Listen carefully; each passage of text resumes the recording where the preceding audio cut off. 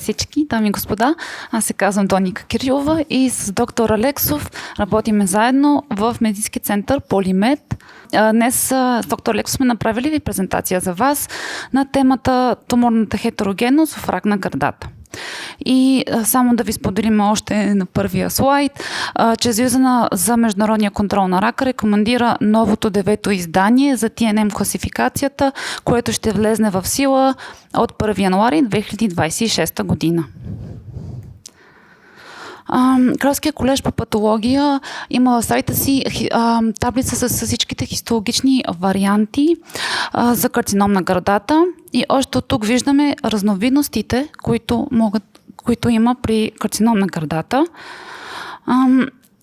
Почваме първо с няколко примера, които ще покажем. Тук показваме как хетерогенността се показва в цитологични препарати и виждаме различни примери и може да видим разликата между всеки един, че хетерогенността е различна във всеки един от примерите. Също така тук използваме хистологични препарати и отляво може да видим как в един пациент има различни зони на хетерогенност в самата тъкан и може да видим също и в различни пациенти как и във всеки един пример изглежда по различен начин. И това е всъщност инвазивен дуктален карцином отляво като диагноза. Тук показваме туморната хетерогенност при имунохимични изследвания при карцином на гърдата отново и това са пример да покажем пак отново хетерогенността.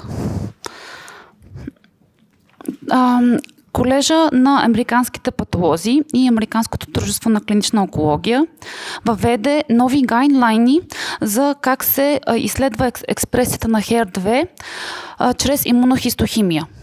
И това е на базата на няколко нива. Първо, ако няма никакво оцветяване на препарата, се води, че това е HER2 0. Ако реално има по-малко 10 клетки, които вижда, че са оцветени на имунохистологичния препарат, се води HER2 негативен. Ако резултатът е 1+ или 2+, той се води HER2 low и ако скоро е 3+, се води HER2 позитив. Може да се види, например, че различен интензитет на оцветяване. Тук също правим съпоставка между хистологични препарати, оцветени с хемотоксилинозин най-отгоре, с имунохистохимични препарати по-отдолу в различни биомаркери и може да видим 3 различни зони на хетерогенност във всеки един биомаркер. Естрогенов рецептор, прогестеронов рецептор, HER2 и Ki-67. Много важно нещо в този слайд е да се каже, че тук сравняваме имунохистохимията с PCR като метод за изследване на биомаркери. Отляво има пример за Ki-67, ако е негативен или позитивен, и PCR, примерен резултат. Много важно нещо да се каже тук е, че имунохистохимията се използва за качествен контрол, а PCR се използва за количествен контрол. И двете работят заедно и са съвместни и са важна част от практиката за изследване на биомаркери. Тук показвам клонална хетерогенност в естрогенов и прогестеронов позитивен рак на гърдата, имунохистохимично изследване и просто показвам още един пример как може да се види туморната хетерогенност. Thermo Fisher реално публикуваха брошура много скоро, мисля, че 10 ноември и тя е за мутация в естрогеновия рецептор и по-точно в метастатичен рак на гърдата. И то публикувано, както казах, мисля, че казах, 10 ноември. И реално това, което ние обобщихме реално какво пише в брошурата, в контекста на метастатичния рак на гърдата или когато има биопсия, която не може да се отстрани хирургично, може да се ползват биомаркери, за да се тества прогресията и рецидива на тумора и да се види каква е промяната в биологията на болестта и също как молекулярният профил еволюира с времето. Има някои биомаркери, като АКТ, ERB2 или HER2, както може би повечето хора го знаят, микросателитна инстабилност, NTRK 1, 2, 3, PTEN, те могат да се идентифицират от първичния тумор. Да, и PIK3CA, много важно нещо. Обаче, когато говорим за метастатични тумори, ECR мутацията на електрогеновия рецептор най-често се среща точно именно в метастатични тумори и много рядко се срещат в първичните тумори и именно при монотечна биопсия може да се използва, за да се хване туморната хетерогенност през времето. Още от брошурата виждаме съпоставка между между дивия тип на естрогенови рецептор срещу мутиралия тип. Когато имаме дивия тип, виждаме, че реално лиганда си се свързва на мястото, което трябва и имаме функционален естрогенов рецептор и си има транскрипция, когато лиганда се свързва на правилното, на съответното си място. Когато е мутирал вид реално, лиганда не може да се свърже на мястото си, което му е предназначено, и имаме транскрипция, когато тя е независима от лиганда. Реално, дори де факто естрогенов рецептор транскриптира, когато не трябва. В смисъл, независимо от естрогенов, дали от лиганда се свързал на място си или не. И тук сме дали пример, Тремо Фишер, няколко примери за каква мутация може да се случи. И примерно може да имаме замяна на глутамичната киселина с глутамин. И това може да причини точно това нещо. И тук показват също така и схематична диаграма на естрогеновия рецептор алфа. И се показват всъщност, че наистина повечето мутации, които се случват, е наистина в този лиганд свързващ домейн. И са дали естествено примерите и повечето мутации, които, предимно мутации, са мисенс мутации, което означава, че имаме смяна на наноколинова киселина с друга. А какво всъщност е туморната хетерогенност? Тя върви на няколко нива. Първото ниво е интратуморна и интертуморна хетерогенност. Интертуморната хетерогенност е когато има различия в генната експресия и различни протеини в един и същи тумор в различни пациенти. Интратуморната хетерогенност е когато всъщност има различни клонални клетки, различна експресия на гени и различни протеини в един тумор, в един пациент. И както е показан примера, ако се вземе една биопсия и охване само една клонална клетка, или един тип клонални клетки по-точно, и се третира и примерно успее да се унищожат, другите видове клетки ще останат и те ще се размножат и ще се получи рецидив. Вторичната хетерогенност е когато сравниме точно генетичната експресия и протеините, какво наличие на протеини има между първичния тумор и метастатичния тумор, защото тя няма да е еднаква. И третото ниво е всъщност течната биопсия. И това е когато циркулираща туморна ДНК, в която може да се открие в течната биопсия, има различни вариации и могат да се открият различни точно пак експресия на гени. Какво причинява туморната хетерогенност е следващия въпрос, който трябва да се зададеме. И това е всъщност най-важното нещо е точно генетична, транскриптомична и протеомична аберация. Това означава, че различните клетки придобиват различни мутации по време на еволюцията на тумора. Епигенетични промени, това са вариации в метилирането на ДНК и хистонни модификации и те влияят върху генната експресия. След това е туморната микросреда. Клетките, когато взаимодействат с имунни клетки, стромални клетки и кръвоносни съдове, това влияе върху поведението на тумора. И следващото е колонална еволюция, защото тумора не е една еднородна маса от еднакви клетки. Те всъщност, всяка една клетка може да се различава от другата.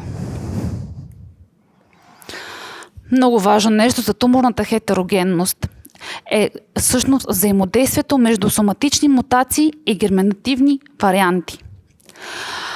Мутациите, повечето и предимно генетичната хетерогенност, която е присъща за туморите, проистича именно от соматични мутации. Но тези семантични мутации не се появяват на празно място, а на фона на наследени герминативни мутации, които предразполагат към развитието на рак. Тези наследствени промени, свързани с риск от рак, могат да бъдат под различни форми или единични нуклеотидни полиморфизми или вариация в броя на копия. Може да видим, първото е единични нуклеотидни полиморфизми и отдолу е вариация в броя на копията. Какво означава единични нуклеотидни полиморфизми? Това е когато една нуклеотидна база се замени за друга. Различия в броя на копията е когато имаме, както може да видим хромозомката, имаме контрол, което това е нормалните броя на копия, които трябва да има нормално, и реално когато има вариация, може да има делеция, когато едно копие се е изтрило, може да има дупликация и това копие да се дупликира. Реално може да има инверсия, когато две различни копия са се разменили позициите, и може да има инверсия, когато има вкарване на екстра копие. Висока и ниска пенетрантност. Какво е пенетрантност? Това е честотата, с която носителите на дадена мутация проявяват фенотипа, свързан с тази мутация. Ако пенетрантността на една мутация е висока, предразположеността също е висока и много от индивидите, носители на този алел, ще прояви свързани с него фенотип. И когато има високи пенетративни гени, в случая на рак на гърдата, най-отдясно са високите пенетративни гени, и това означава, че мутацията се е получила в кодиращия регион. Когато са нископенетративни гени най-отляво, тогава мутацията се е случила в некодиращ регион. И имаме също така и междинни пенетративни гени. Соматични промени. Соматичните промени се различават и по други начини, което води до сложни генетични фенотипни структури, както и до висока интра- и интратуморна хетерогенност. Промените могат да бъдат на няколко нива. Отново може да има промени в броя на мутациите, промени в нивата на натрупване, промени в разпространението и промени в секвенцията. Клоналната туморна хетерогенност е много важно нещо също да се каже. Тези соматични промени, които казахме в предишния слайд, те влияят върху взаимодействията на една клетка с други клетки и нейната микросреда, което оформя нейната приспособеност. Например, пролиферация, инвазия и ангиогенен потенциал. Успешните клонови клетки обикновено носят няколко активиращи мутации, което им дава предимство в растежа, както и множество преминаващи мутации, считащи се за неутрални. И геномната сложност естествено си има фенотипен еквивалент, вариации на физиологичните модификации, например, вариации на физиологичните модификации в туморните клетки и различното време на последователност на придобитите нови биологични способности и, например, избягване от апоптоза или метастазна способност. Това води до фенотипно разнородни популации. В туморните клетки промени в хистологичния вид, различни модели на прогресия на заболяването, прогнози за оцеляване, клинични диагнози и отговори към терапия. Много важно за рак на гърдата да се спомене всъщност брака 1 и брака 2 вариантите. Съществуват повече от 3654 варианта на брака 1 и брака 2, като започваме да покажем първо брак 1 като пример. Той се намира на хромозома 17, по-точно локация Q21.2 и е в червено оградено и е показано различни мутации, които могат да се получат на различни места из хромозомата 17, където се намира гена. И ако използваме биоинформатични сайтове, като ClinVar, може да се види информация за всеки един вариант, информация за каква е мутацията, дали е патогенен варианта, дали е бенигнен и дали примерно Нали, FDA са го прувнали. Виждаме за брака 2 варианта, който се намира на хромозома 13, Q33.3 точно място, и виждаме пак какви варианти може да се появят на коя позиция из хромозомата. Как може да изследваме туморната хетерогенност, следващото нещо, което, нали, човек може да се запита. И това първото нещо, което може да използваме, е единично клетъчно секвениране, което анализира различни клетки, за да се разбере каква е генетичната и експресионната различията между генетичната и експресионните нива. Може да се използва мултирегионално секвениране и се взимат проби от различни области на тумора, като една област няма да има нищо общо на генетично ниво с другата. Може да използваме цитология и хистология за диагностика, като, нали, може да вземем, да гледаме, нали, първичния метастатичния тумор. Може да използваме имунохистохимия и молекулярна патология, която е PCR и NGS, за изследване на биомаркери. И може да използваме течна биопсия, за да проследиме всъщност прогреса на заболяването с времето. Защо е важна туморната хетерогенност? Най-важното нещо е диагнозата. Една биопсия може да обхване цялото разнообразие на тумора. Лечението, лекарствата могат да унищожат някои клетки, но не други, което води до резистентност. Прогноза по хетерогенни тумори често са по-агресивни и по-трудни за лечение. И изследване, разработването на терапии, насочени към множество пътища. Cell Signaling Pathways на английски, или клетъчни типове. Това е основното предизвикателство. Още едно нещо, което всъщност допринася за туморната хетерогенност, е екстрацелуларните мехурчета или весикули. И те могат да бъдат аптотични телца, екзозоми и микромехурчета. Те действат като комуникационна система от нали, между две клетки или повече, нали, и те пренасят всъщност липиди, протеини и нуклеинови киселини. И това всъщност може една клетка може да пренесе туморна тъкан, смисъл не тъкан, ами туморно ДНК, РНК, протеин, и така да афектира туморната, както казано в картинката, туморната микросреда. Те могат да бъдат използвани реално за имунотерапия. Те могат да бъдат използвани за повишаване на ефективността на туморната имунотерапия чрез доставка на имуномодулиращи молекули или чрез насочване към туморната микросреда, нали, както споменах, за намаляване на имуносъпресията. Екзозомите те са биомаркери и те се използват за детекция на тумори, проследяване на прогреси на заболяването, предсказване за рецидиви и идентифициране на лекарствена резистентност. Това е, искаме да споделим с вас един истински случай от много скоро 10-11 на една жена, която е 41 годишна с ниско диференциран дуктален карцином на гърдата с туморни инфилтриращи лимфоцити, които могат да се видят в... Нали, това са истински всъщност снимани хистологични препарати.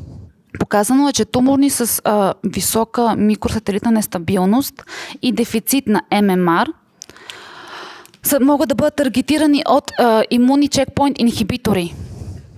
И това доведе до одобряването на моноклоналното антитяло и други видове, нали, подобни на пембролизумаб, който таргетира всъщност... Различните лекарства таргетират различни зони на интеракция между клетката и туморната клетка, и това може да доведе до апоптозис, което означава клетката да се разруши. Добре. Сега ще ви споделя за едно изследване, което ние правиме в Полимед, и това е изчерпателното геномно профилиране. Това е метод за секвениране, ново поколение, NGS, което той използва един тест, за да изследва стотици гени. Вариант 1 изследва 517 гена, вариант 2 от 2016 ще изследва... 2026, извинявам се, ще изследва 527 гена. С един тест може да се изследва микросателитна инстабилност, може да се изследва ДНК, РНК, вариации в броя на копията, индели, нали, делеци, инсърции и така нататък, фузи и сплайс варианти, може да измери туморния мутационен бърден и дефицит на хомоложната рекомбинация. Това е таблица взета от сайта на Illumina и те са сложили за солидни тумори какви са биомаркерите, които може да се използват според нали, гайдлайндите. И виждаме за рак на гърдата е второто и може да се види релевантни биомаркери, които могат да се изследват за рак на гърдата. Ще поговорим сега малко за течна биопсия. Течната биопсия съдържа циркулиращи туморни клетки, циркулираща туморно ДНК, може да се намерят екстрацелуларни весикули, микро-РНК и той се използва за нали, за изследването на геномните промени. Неинвазивна. Да, тя не е инвазивна, да. Извинявам се. И тук сме дали за като обобщение как става изследването на самото изчерпателно геномно профилиране. Първо се изолира ДНК от плазмата, ако е течна биопсия, може да се използва и парафиново блокче за изолация на ДНК. Принципно, колко знам, и РНК нали, се изследва, нищо не е сложено в таблицата, в картинката, но РНК и ДНК се изолира, секвенира се от апаратът на Illumina и вече нали, генетиците правят резултата, като се правят геномни library. Се води на английски. Да, виждала се биоинформатика за правене на резултата вече на пациента. Една от нашите теми днес, които с доктор Лексов искаме да дискутираме с вас, е всъщност клетъчното делене. Клетъчното делене съдържа няколко чекпоинт точки, които контролират дали клетъчното делене върви по прогресия, нали, по точния прогрес. Точните... Да, по точния, да, по нормалния си път, който трябва да бъде. И има различни циклин зависими кинази, които формират комплекс с циклин. Има различни видове, нали, CDK на английски, има различни CDK и има различни циклини. Те правят комплекс и различните видове контролират различни точки на клетъчното делене.